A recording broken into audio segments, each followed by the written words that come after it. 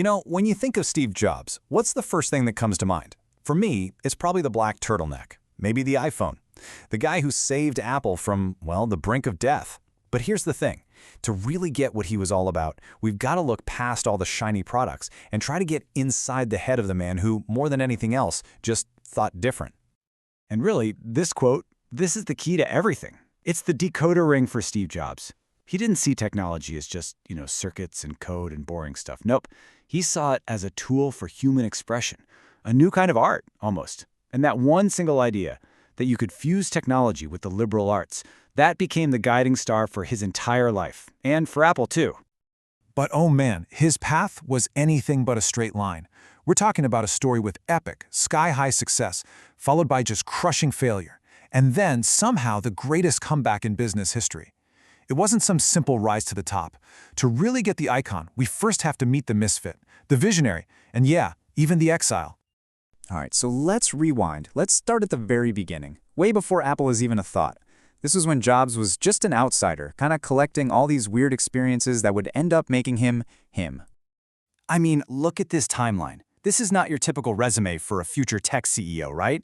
He drops out of college. Most people would call that a failure. End of story. But for Jobs, it was freedom.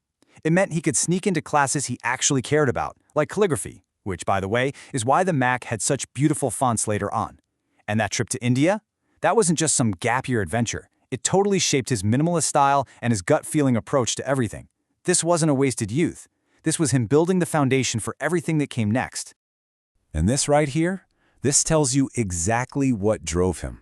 Think about it. He's a young guy, surrounded by the beginnings of Silicon Valley, where everyone is trying to get rich quick. But even then, Jobs was convinced that a company had to be about something more than just making a buck. It needed a mission, almost like a crusade, to build something insanely great. It was always about the passion for the product, not the payday. That was everything to him. Okay, so all of that groundwork, that worldview, it flows right into his next chapter, the visionary. And of course, the creation of Apple. Yep, a garage. It sounds like a cliché, the classic Silicon Valley story, but it's absolutely true. And their goal? It was just audacious. I mean, at the time, computers were these giant, scary machines that only big corporations owned. Jobs and Wozniak wanted to put one of those things in the hands of regular people like you and me. I love this Volkswagen analogy because it's so perfect. The goal was never to build the fastest car on the block or the most powerful computer. The goal was to build something friendly, something accessible, something personal. It was about creating a tool that gave you, the individual, control. That was the revolution they were starting. And the Macintosh? Well, that was the ultimate expression of this whole idea. Suddenly, there were no more complicated text commands to memorize.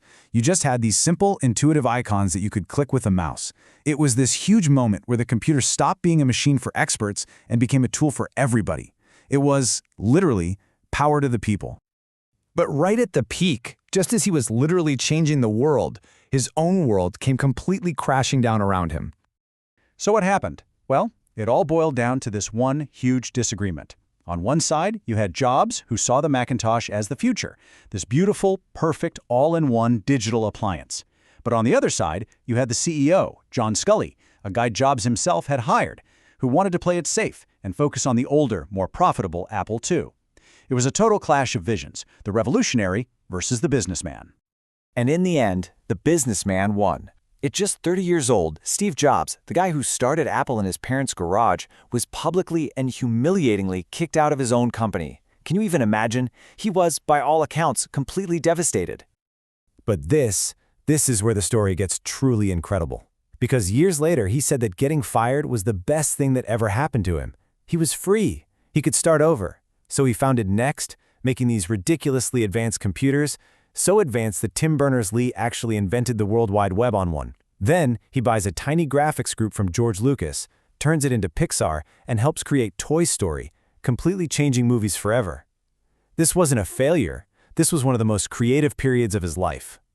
And all of that, it just perfectly set the stage for what is, hands down, the greatest comeback in the history of business. Okay, so fast forward to 1997. The company that fired Steve Jobs, it was dying. A total mess. It had completely lost its way, the product line was a joke, and it was literally months away from going bankrupt. So in a final act of desperation, they bought his company, Next, just to get him back in the building as CEO. And what happened next is, well, it's just legendary. First, bam, the iMac, that colorful computer that saved the company from total collapse. Then, bam, the iPod, 1,000 songs in your pocket, changing music forever. Then the iPhone, which didn't just redefine the phone, it redefined modern life. And finally, the iPad, creating a whole new category of device. I mean, it was just this unbelievable string of world-changing hits, one right after the other. So, how in the world did he do it? What was the secret sauce?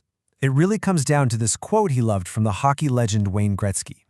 He wasn't trying to figure out what customers wanted right now. He was obsessed, totally obsessed, with building the thing they would want next, long before they even knew they wanted it. Okay, so when you step back and look at this whole incredible story, what are the lessons for us? What can we actually take away from a life like that? For me, 4 big things really stand out. First off, always fuse art and technology. Don't just make things that work, make things that are beautiful and a joy to use. Second, be an absolute perfectionist. Obsess over the tiny details that most people might not even notice, because deep down, they feel them. Third, think different. I mean, it was more than an ad slogan, it was his entire philosophy. Don't just follow the crowd, have the courage to challenge the way things are done. And maybe the biggest lesson of all, resilience is everything. Getting fired from Apple should have been the end of his story. But for Jobs, it was just the beginning of his best chapter. You know, it really makes you wonder. After a whole life spent literally inventing the future, what do you suppose were the final thoughts of a man who could see things the rest of us couldn't? Of course, we'll never know for sure what he saw. But his sister reported that his very last words were simple, full of awe and wonder. Oh wow, oh wow, oh wow. Which feels like a pretty fitting end for a man who spent his entire life building things that made the rest of the world say the exact same thing.